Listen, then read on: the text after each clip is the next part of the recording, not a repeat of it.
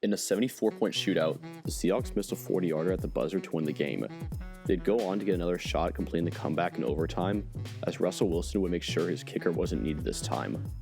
Starting at their own 25, the Seahawks motioned from trips left into wide right wider.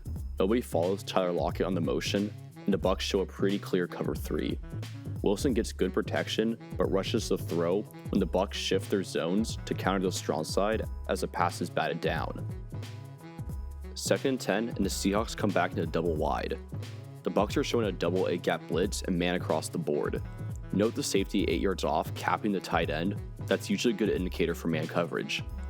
They motion DJ Moore into a stack, allowing him to use Jacob Hollister's seam route as a natural pick. Wilson hits Moore, who has nothing but grass in front of him, picking up 12 yards in the first. Motioning in the trips right tight, the Bucs again appear to be in cover 3. Wilson, however, notices the numbers mismatch and audibles to a run, allowing Carson to pick up 4. The Seahawks motion into slot right, and the Bucs again look to be in zone. It first appears to be cover 2, but as soon as the ball is snapped, the corners drop and roll into a cover 4.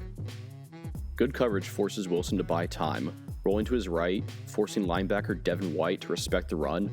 Just as he leaves his zone, Wilson flicks the ball to his running back, who makes a great one-handed catch and picks up the first down. Again with a fresh set of downs, the Seahawks are back in slot right. The Bucs are showing blitz as Wilson swaps Carson's side and the backer follows, showing that it is in fact a zero blitz. The only person in position to cover the tight end is the deep safety. Wilson misses this and instead tries to go to one of his bread and butter plays, trying to find Lockett on a slot fade.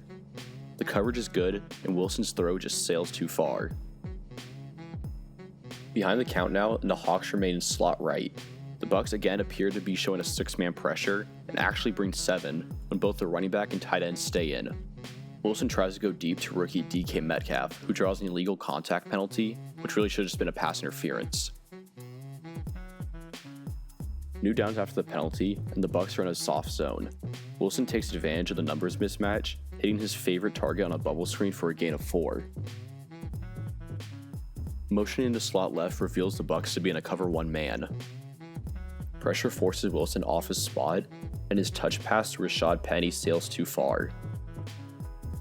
On a crucial 3rd and 6, the Seahawks come back to slot right. The Bucs are again showing a man coverage with double A-gap blitz. If the Bucs front 7 can't get to Wilson, Jamel Dean is one-on-one on the outside with Metcalf. The line creates a perfect pocket, allowing Wilson to throw a beauty, hitting Metcalf on a back shoulder throw for a gain of 29. Just 6 yards needed, and the Seahawks try to go heavy, bringing in tackle George Fant and tight end Luke Wilson. They run a power to the right. JPP fights through Wilson, forcing Carson outside where Devin White and company are able to stop the run for a loss of 4.